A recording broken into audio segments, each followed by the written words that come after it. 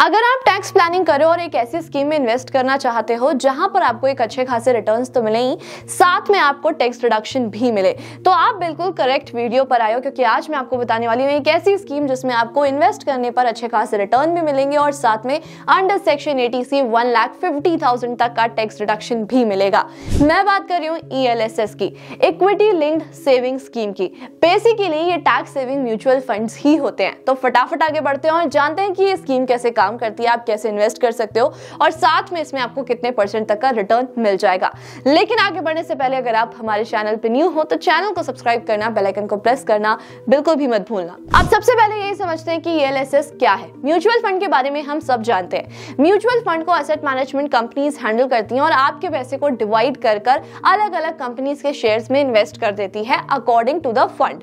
इसी तरीके से ELSS में भी होता है, इसको भी एसेट मैनेजमेंट कंपनीज ही हैंडल करती हैं और आपके अमाउंट को डिवाइड कर इन्वेस्ट कर दिया जाता है इन डिफरेंट शेयर्स और डिफरेंट कंपनीज। जिससे क्या होता है कि आपका रिस्क भी बहुत ज्यादा मॉडरेट हो जाता है और आपको अच्छे खासे रिटर्न भी मिलते हैं। तो अगर देखा जाए म्यूचुअल फंड और ELSS म्यूचुअल फंड एक ही तरीके से काम करते हैं। इट्स जस्ट कि इसमें आपको एक टैक्स रिडक्शन नहीं मिलता, इसमें आपको अंडर सेक्शन 80 से टैक्स रिडक्शन मिल जाता है। तो इसी में ही हमने 3 एडवांटेजेस देख लिए। सबसे पहला एडवांटेज ये होता है कि अगर मैं दूसरे स्कीम से कंपेयर करूं जिसमें आप टैक्स सेव कर सकते हो, जिसमें आपको टैक्स रिडक्शन मिलता है, उससे कई ज्यादा रिटर्न आपको इसमें मिल जाता है, क्योंकि उसमें रिटर्न काफी ज्यादा कम होते हैं। क्योंकि आपका जो पैसा है वो शेयर्स और इक्विटीज में इन्वेस्ट किया जाता है, तो यहाँ पर रिस्क थोड़ा सा मॉडरेट होता है।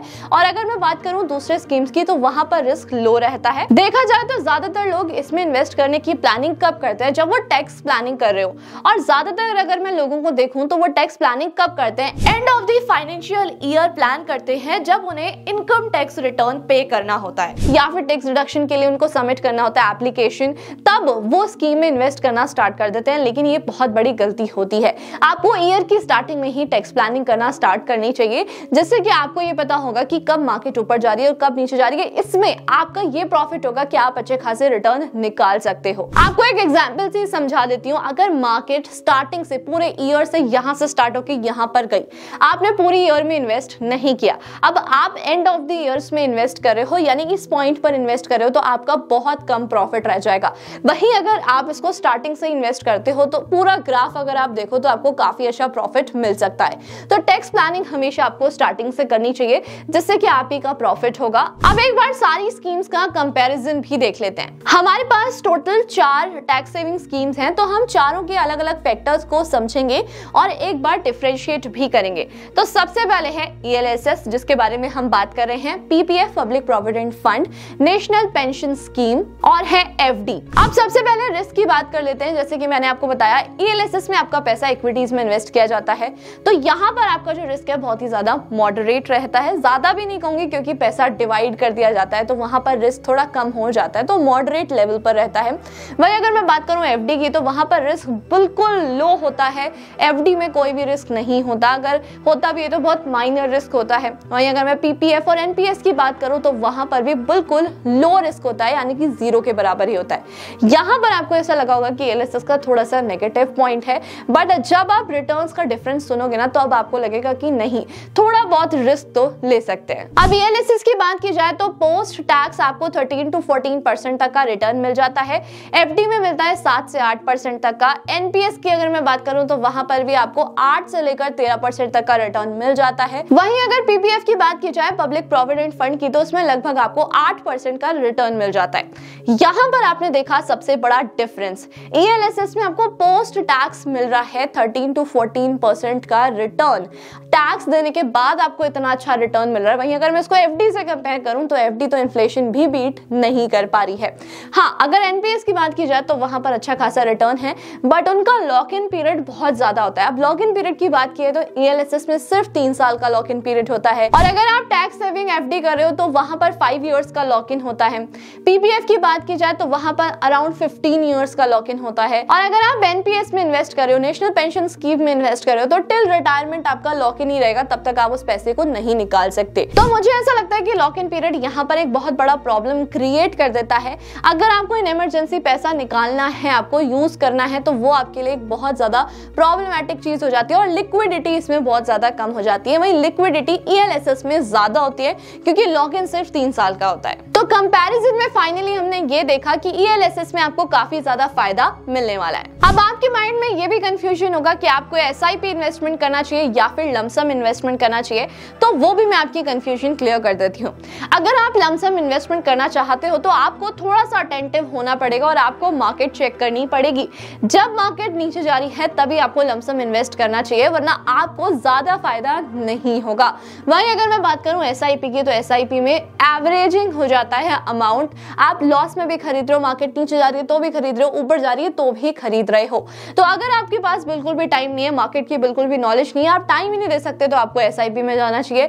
लेकिन यस, अगर आप ये जानते हो कि आपको कब मार्केट डाउन जा रही है, कब मार्केट ऊपर जा रही है, आप थोड़ी बहुत भी अगर नॉलेज रखते हो मार्केट के बारे में, उसको टाइम पर चेक कर सकते हो, उसके बारे में नॉलेज रख सकते हो, तो आपको लमसम इन्वेस्ट करना चाहिए। अगर आपको ऐसा लगता है कि मैं बिल्कुल भी चेक नहीं कर पाऊंगा, मार्केट हो सकता है मैं जब अमाउंट बहुत ज्यादा चल रहा हो तब इन्वेस्ट कर दूं, तो आपके लिए गलत हो जाएगा। आपको हमेशा फिर SIP ही चूज करना चाहिए। अभी जैसे कि मैंने आपको बताया था कि इसमें 3 इयर्स का लॉक इन पीरियड होता है, तो आप उसे कैसे कैलकुलेट कर सकते हो। लमसम अगर आप इन्वेस्ट कर रहे हो तो आपके लिए बहुत ज्यादा आसान है। आप एक बार में अमाउंट इन्वेस्ट करोगे और 3 साल तक वो अमाउंट आपका वहीं पर ही रखा रहेगा और उसके बाद मैच्योरिटी पीरियड पर आप उसे विड्रॉ कर सकते हो। लेकिन वहीं अगर आप SIP करा रहे हो तो आपके लिए थोड़ा सा कंफ्यूजन हो जाता है कि SIP की मैच्योरिटी डेट क्या रहेगी। तो मैं बता देती हूँ, वो ईयर से कैलकुलेट नहीं होता, वो मंथली बेसिस पर कैलकुलेट होता है। यानी कि हर महीने की मैच्योरिटी डेट अलग होगी। अगर आप 10 मई 2019 को इन्वेस्ट कर रहे हो तो 10 मई 2022 में जाकर वो मैच्योर होगा अमाउंट। तो हर महीने की डेट, मैच्योरिटी डेट अलग होगी। अब ऐसी सिचुएशन में आप क्या कर सकते हो, तीसरे साल ना पैसा निकाल के चौथे साल पैसा निकाल सकते हो, जब आपका पूरा अमाउंट इक्वल हो जाएगा। अगर आप जनवरी की SIP दे रहे हो तो जनवरी में आपका पहला SIP मैच्योर होगा। इसी तरीके से पूरे साल हर महीने अलग अलग डेट पर आपका अमाउंट मैच्योर होता जाएगा। इस तरीके से आप लॉक इन कैलकुलेट कर सकते हो। अब इसमें एक और मेजर कंफ्यूजन होता है लोगों में कि कौन सा प्लान हमें चूज करना चाहिए, ग्रोथ या फिर डिविडेंड।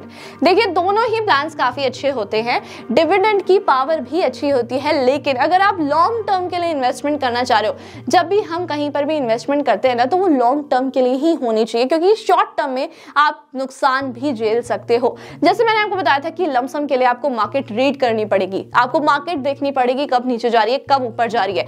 तो अगर आप उसे शॉर्ट टर्म के लिए इन्वेस्ट करते हो, मार्केट बिल्कुल नीचे चली गई, तो आपको लॉस हो सकता है। तो आप जो भी गोल बना रहे हो, इन्वेस्टमेंट कर रहे हो, उसको लॉन्ग टर्म के लिए इन्वेस्टमेंट करो ताकि आपको भी प्रॉफिट मिले। तो ऐसी सिचुएशन में आपको हमेशा ग्रोथ प्लान ही चूज करना चाहिए, क्योंकि उसमें आपको दिखती है power of compounding. Long term में आपका अमाउंट बहुत जल्दी इंक्रीज हो जाता है और आपको एक अच्छा खासा रिटर्न भी मिलता है। सो एट लास्ट इस वीडियो में मैंने सारे पॉइंट्स जो कि इंपॉर्टेंट है आपको एक्सप्लेन कर दिए हैं।